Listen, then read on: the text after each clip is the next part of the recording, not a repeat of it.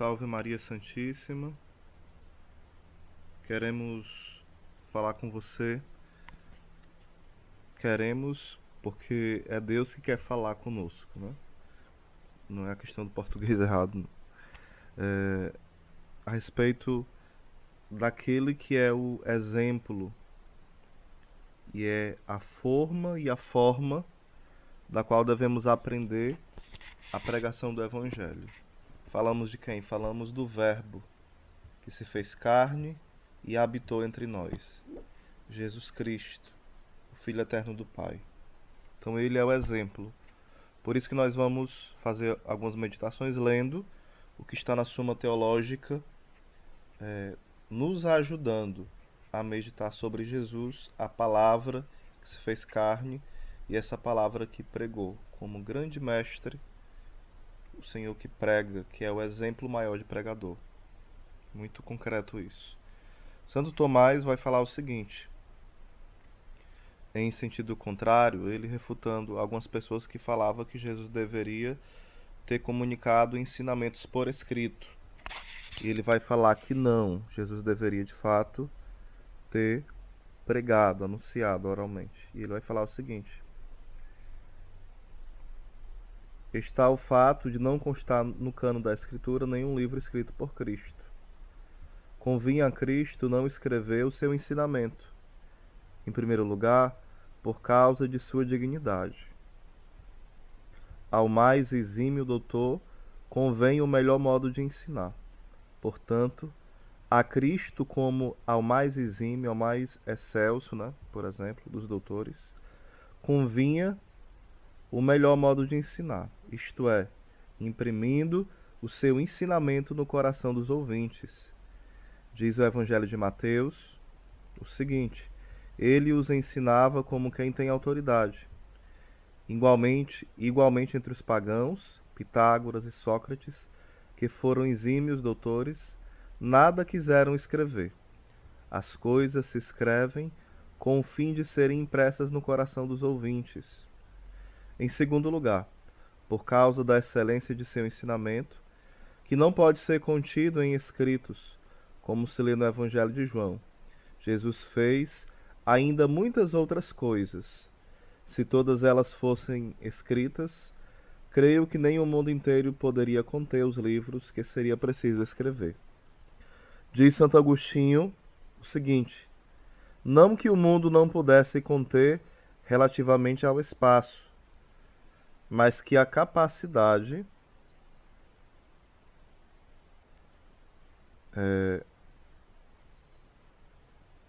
dos leitores não poderia abarcar, ou seja, a compreensão. Se Cristo comunicasse o seu ensinamento por escrito, os homens haveriam de pensar a respeito de sua doutrina, que nada mais profundo haveria do que o contido na escrita. Em terceiro lugar, para que o seu ensinamento chegasse a todos em certa ordem, a saber, ele ensinando imediatamente os seus discípulos, e estes transmitindo o ensinamento aos outros, por palavra e por escrito. Se o próprio Cristo escrevesse, seu ensinamento chegaria imediatamente a todos.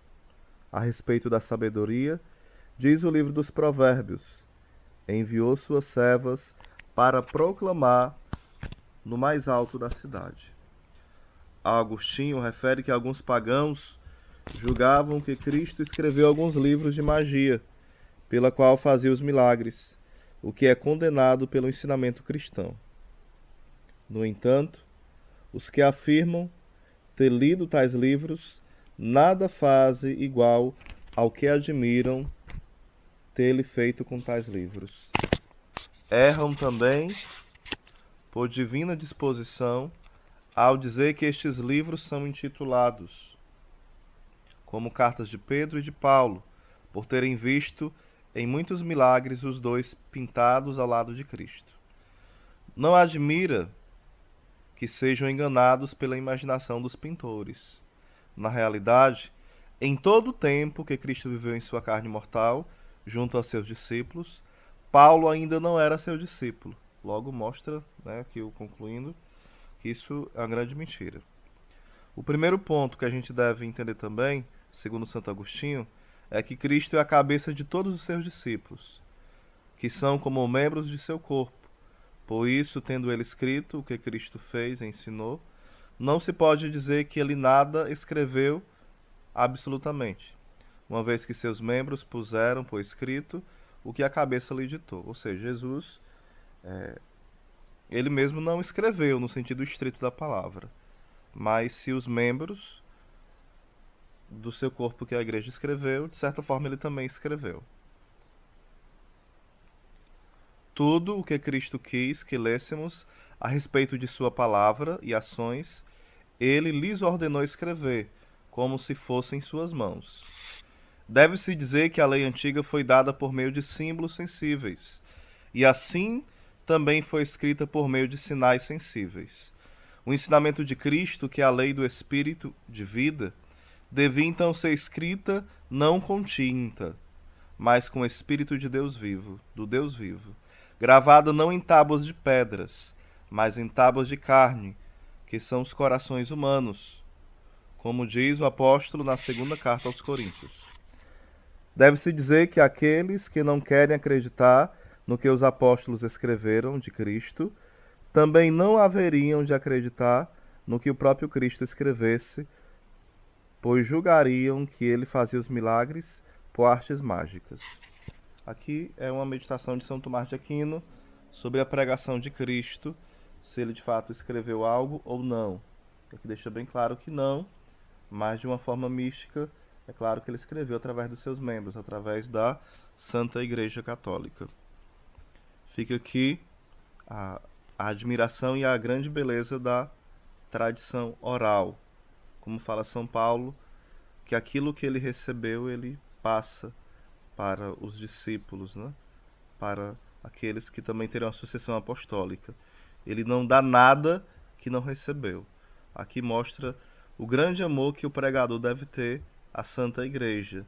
E a forma dele amar a Igreja não é tirando as suas conclusões geniais. Ele deve saber se essas conclusões, de fato, elas estão em comunhão com o pensamento da tradição da Igreja de 2000 anos. Pode-se mudar a forma de colocar algo, mas não pode-se mudar a essência das coisas. Então vamos ter muito cuidado com as inovações. Deus renova a face da terra, mas devemos entender como ele faz isso. Amém.